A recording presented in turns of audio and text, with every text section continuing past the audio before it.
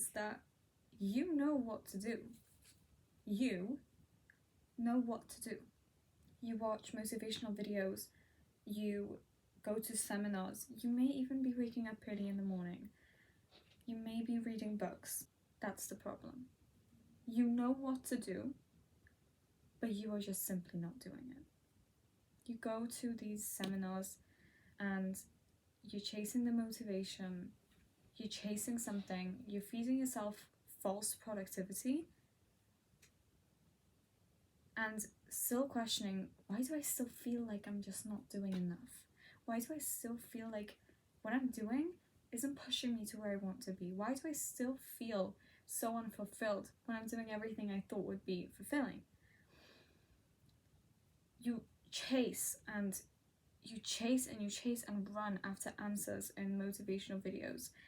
You keep using the terminology of discipline, prefrontal cortex, even motivation, and all of that. But there is still something so much bigger than you that is just not letting you settle. Not settle, but it's just not letting you feel fulfilled. You go to these events, you watch these videos in hopes that it will make you feel better. Not in even hopes that it will make you feel better, but just thinking that this is going to make you feel better. You genuinely believe that it will, and it does nothing for you. The problem is that you're not feeling fulfilled because you are not doing what you know you should be doing. The thing is that you will never find the answer in motivational videos. You will never find the answer in any video. No video in the world, no person in the world will help you find that answer, because within you, you know exactly what you need to do, and it's usually the things that you dread the most. And this is why you are stuck in the disgustingly, and it's a disgusting loop, honestly. It's a disgusting loop of going and changing your habits into something good, and you're trapped in a loop thinking you're doing something good and positive, but really you're just watching motivational videos and going to seminars that don't do anything for you. You think that this is going to do something for you because it's about mentality and all that, but the thing is, it really isn't. It really is just as simple as you have to do the things you really just don't want to do. So yes, you may be waking up at 6 in the morning. Maybe you don't want to be waking up at 6 in the morning, but are you realizing the things you need to be realizing for your business to work out? Yes, you may be waking up at 6 in the morning. Yes, you may be going to the gym for 3 hours, but you're not continuing on with writing that book that you wanted to finish writing by the end of the year. You're doing these things that, yes, they're good because they push you, but you're not doing the things that will bring you to what you want, and you aren't creating the things that you find important. You need to stop literally yearning for that you have to stop yearning for that motivation, because no matter if you do it today or tomorrow or after a video or not, it's always going to be painful. It's always going to be something that you dread doing. The truth is that maybe it's fun for some time and then it becomes dreadful because you don't want to do it. You need to stop yearning for motivation, because whether you watch a motivational video or go to a seminar or wake up at 6 in the morning or do this, if there is something that you want to do, for example, you want to be in the army, you want to be a firefighter, you want to start a business, you want to write a book, you want to start learning about poetry, you want to start about, obviously expressing your creativity through poetry, for example, you want to start developing something. All of these things, yes, waking up at 6 a.m. is great, but waking up at 6 a.m. and, you going on a run, and then you going to the gym, and then you reading a book, and then you doing this, and then you doing that, but you're not doing that one thing that you are meant to do, which is to write that book, to write that first page, which is to start learning about how to set up this business, something that is just directly correlated with what you want to start. Going to the army, you're not researching what I have to do, the requirements. It's just a fantasy in your head, which is actually very common in procrastinators. Procrastinators, they fantasize a lot. They fantasize because they don't have to go through the hardships. It's all just perfect in their heads. So stop looking for motivation. because motivation is just such an overused thing, as well as discipline. You just need to understand that it's going to be painful. It's going to be painful, and it's going to get tiring, and it's going to get boring at times. It's going to get, so stop chasing these things to do with what's my purpose, what's this, what's that. You've got to do, because where is purpose when you are dreading doing a task, but you know it's something that is required of you to do to eventually get to where you want to be?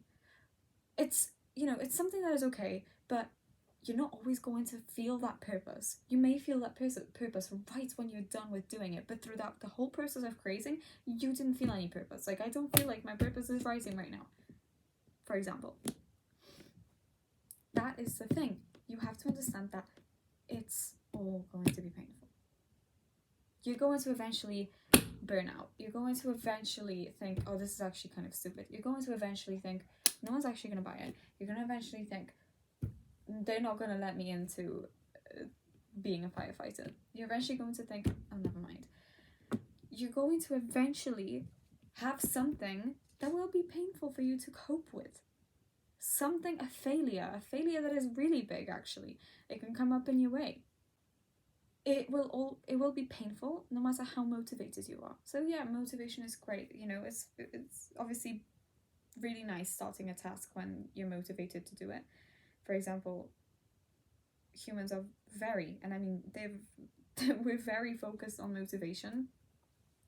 For example, people that have lived through a really hard life and they're in a situation where, they either have to pay the bills or put food on the table, those people have the motivation, which is that the motivation is, I have to get up. I really need to fucking get my shit together. I really have to do it because I can't keep living like this. They've got motivation. But for example, for a lot of people, which is, those middle class, lower middle class, upper middle class people, these people, and some richer people, the problem is that, it's not what we want. We don't want to be living like this, but it's also like not the worst. I mean, we've got money. If I want to get something, I can go out and get it. And there is no kind of motivation there. So it's actually a lot harder to start from here than it is to start lower down, because when you lower down, you have that motivation because you have a motive. The motivation is that I need to get my shit together because I don't want to keep being in a position where I have to choose between paying the bills or putting food on my plate. You have to have that kind of friction. You have to have that, people really rely on motivation. When they're okay, like, I want to do better, but like, I don't have like the worst conditions.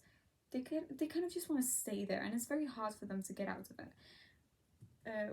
For example, you, for work or for school, you may find it very easy to be waking up at 4 in the morning, but waking up at 4 in the morning when there is, when you've got time off, is very hard for you because you don't have that motive, you don't have the motivation, which is that you have to be in the workplace, you have to be in the school, which is obviously something that is your motivation. The thing is that you will never want to do it. You will never want to do it. It's just a great fantasy in your head. You will never want to do it. You will never want to do it. That's why you just have to do it. Because today, tomorrow, in 20 years, you're never going to want to do it. You have to start working on making your, not want, I'm missing a word, but you have to make your want as great as your, okay, you have to make your will to do it as strong as your unwillingness to do it. That as badly as I don't want to do it, I just have to fucking do it. I have to. Once you realize that I have to fucking do this, don't give yourself, okay, I'll just do it in like 5 minutes. Okay, I'll just do it in like 10 minutes because my show is finishing. Okay, I'll just do it in like 15 minutes. I've got to rest because I just ate. No, you do it now because that's how you build that. It's really hard starting something because of procrastination, laziness, which the very key difference between the two is that procrastination is that you have the motive to do it, as in you in your head have told yourself you're going to do it and then you don't do it. And laziness is that you just straight away tell yourself you're not going to do it and you don't do it. That's the two difference between the two. So no matter what, starting will always be hard. Continuing on is always going to be hard. Finishing something off is always going to be hard. It's always going to be hard. If something is hard, you're doing something right, because that means that you're growing. I watched Andrew Huberman's interview with David Goggins, and there is a brain structure, and that area is called the anterior midcingulate cortex. I don't know, it will be written like right here. And in fact, that is a part of your brain that scientists are now looking at. This is your willpower area of the brain. And in fact, when you're doing tasks that you do not want to be doing, and you're constantly in a painful area, that part actually grows, which is almost like your willingness to do things. It grows, it develops, it grows. But obviously, because of neuroplasticity, a lot of people don't understand that when it comes to neuroplasticity, just as something can grow and become better, it can also bend and become worse. It can become worse. That's neuroplasticity. It can become better and it can also become worse. You can become better and you can become better, be disciplined, but once you stop putting it off, you're going to be going back and back and back and back, because neuroplasticity, your brain adapts to what you are doing. And that area of your brain grows. It grows, and there is more and more evidence, really strong evidence, showing that this is something that is honestly like your willingness to do things, your willpower. You have to constantly be doing things you don't want to be doing. So let's say you don't like waking up at 6 a.m. and then you kind of get in a groove with it, and then you kind of start liking it. Like, not as in you start liking it, but it doesn't become like something that's painful for you to do. Apologize. And it doesn't become something like painful for you to do, then that area isn't growing anymore. It's actually going back and shrinking.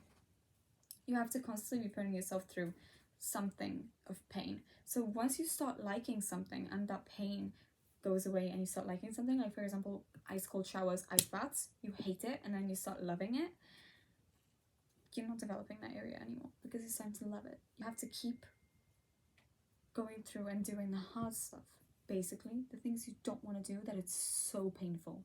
It literally hurts because you just don't want to do it. Stop going to all these seminars.